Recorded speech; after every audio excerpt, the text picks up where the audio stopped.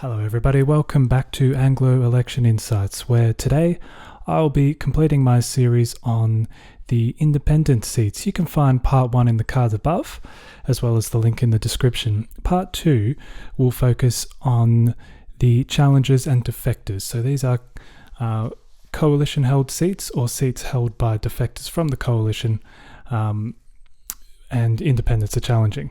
So, without further ado, we'll jump into it, although I do actually have a couple of announcements. Firstly, on Thursday night, so tomorrow night if you're watching this when the video first debuts, or whenever you're watching, but Thursday night this week, I will be live streaming with Aussies Elect, and we'll be going over pretty much every lower house seat and just having a good chat about it. We don't always tend to agree on everything, so it should be a good lively discussion, and we'll be taking questions and all of that jazz as well. So make sure you catch us tomorrow night. If you're watching on Wednesday, that is. Thursday, 8 p.m. Okay. The other thing, just on this particular video, I just want to make sure that it's not too biased because of recent national polls. That was probably an issue with my original federal election preview series, which I was doing over the New Year period. Probably a bit coloured by the coalition being ahead in the polls, but you live and you learn.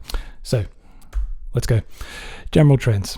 Now, the political environment has changed since 2022, even though current top-line polling suggests that the coalition are at best kind of only making a slight improvement or no improvement at all, or even going backwards.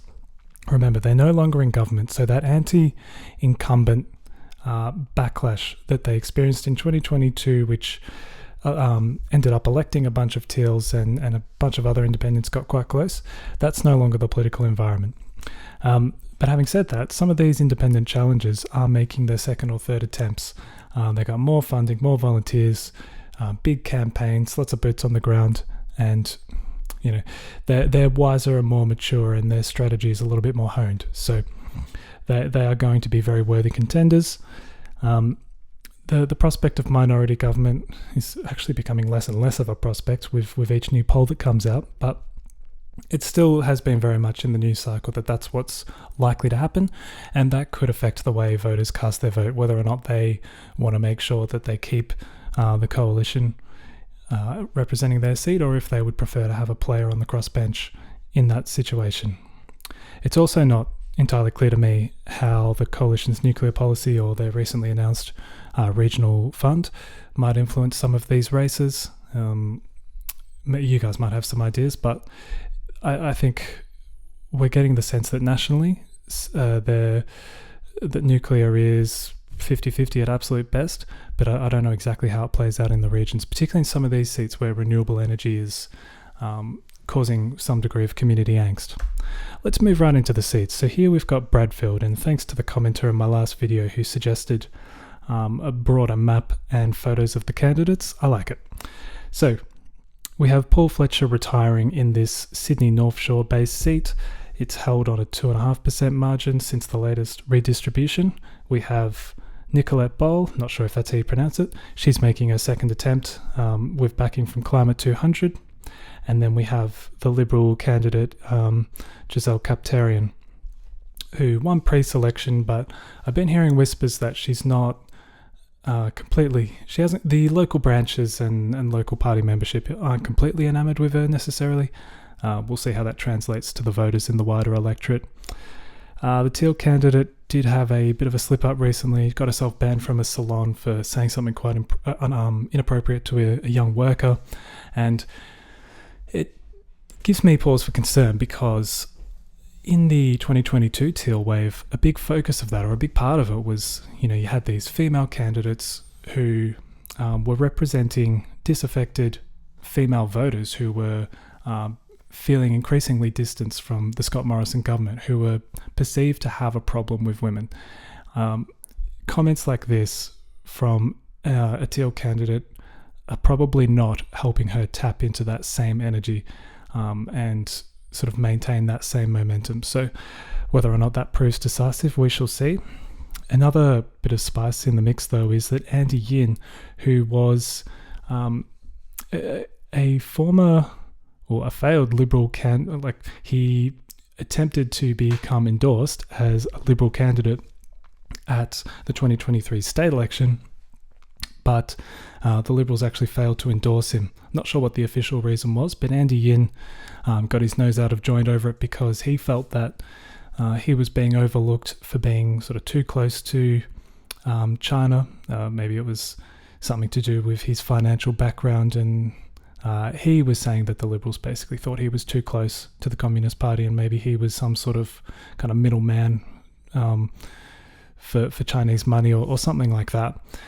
Anyway, he's running in this seat as an independent. He'll run an open how to vote card ticket, apparently, and if he's able to win over a lot of the Chinese Australian voters in the southern part of this electorate, it could disrupt the Liberal primary enough to the point where it makes it, relatively easy task for the Teal to catch up in the final distribution of preferences. So a few sort of moving parts going on here in Bradfield. Word on the street is that the Liberal polling isn't flattering them all that much, but that's still very competitive, and local reports are that the Teal is very much in the box seat, but the betting markets are saying that the Liberals are ahead, so take that as you will. We'll move over to Cowper. This is held by the Nationals on a margin of 2.4%. We're up here on the mid-north coast of New South Wales. This seat straddles the major regional centres of Coffs Harbour and Port Macquarie. Kaz Heiss is running again with Clamour 200 backing. Very sort of middle-of-the-road style candidate from what I can tell. Very community-focused, very popular in the community. Bit of a sort of community leader in the health industry up in Coffs Harbour. She now lives down in Port Macquarie. And speaking of Port Macquarie, it was that area and the pre-polls in general that probably saved the Nats last time round. So if Kaz Heiss can increase her personal following in the southern part of the electorate, she's probably a very good chance of winning. However, it's a large field this time, which could disrupt the flow of preferences a little bit. They could fly around enough. So if the Nationals get to a big enough lead, they could be hard to catch. But I've said a couple of times with this electorate that it's probably experiencing more demographic change than some of the other regional kind of Teal challenger seats, and that demographic change I think is more sort of younger working families moving into Coffs Harbour in particular, with the bypass going round and sort of the major projects up there, and maybe less so of those Sydney sort of boomers retiring into Port Macquarie. But it's going to be a very close contest, I think, this one. So Calare is a really interesting seat. The sitting member is Andrew G, who was elected as a Nat on a 9.7% margin against Kate Hook, who's also running again.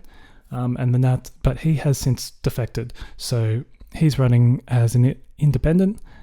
Hook is running as an independent with Clamour 200 backing, and the Nats are running their own candidate, Sam Farraway, who was previously an upper house member based in the region. The real question here is who's going to make the final count. So if it's Kate Hook who makes the final count against the Nats, then I think the Nats have a very good chance of hanging on. She won something like 22% of the primary vote last time. Andrew G, though, he's the real wild card. It all depends on how much of a personal following he really has, and how much vote he can siphon off from both Kate Hook and the Nationals, and whether or not it's enough to keep him in the count, because you would think that he would receive a pretty healthy preference flow pretty much across the board from many of the different other candidates running. The only drama here is that Kate Hook might run an open how to vote card ticket, and that could disrupt some of the flows to G if her preferences are distributed. The Nats, interestingly enough, have been in expectation management for a while, publicly, and also when I visited their Bathurst campaign office when I was travelling past, they didn't really sound confident to me. So, it's a big rural electorate based in the central west here. Cities like Bathurst, Lithgow, Orange. There's going to be a lot of small booths on the day. It's going to be pretty hard to find how to vote cards for certain parties in, with so many booths and that kind of thing. So I really think if the Nats get off to a bit of a flyer and can establish a lead on primaries, they will actually be quite hard to catch, but Andrew G is best placed to catch them if he makes the final count. Over in Wannon, southwestern Victoria, a rural electorate that features a few sort of major regional centres, the main one being Warrnambool, but you've got Portland, Ararat, Colac, and up into the Surf Coast as well, and Hamilton too. So some sort of very kind of agricultural service areas, and then Warrnambool, a growing city, a lot of younger families moving in, and then sort of more blue collar towns like Portland and Ararat. A lot of different movement within this electorate, I would say.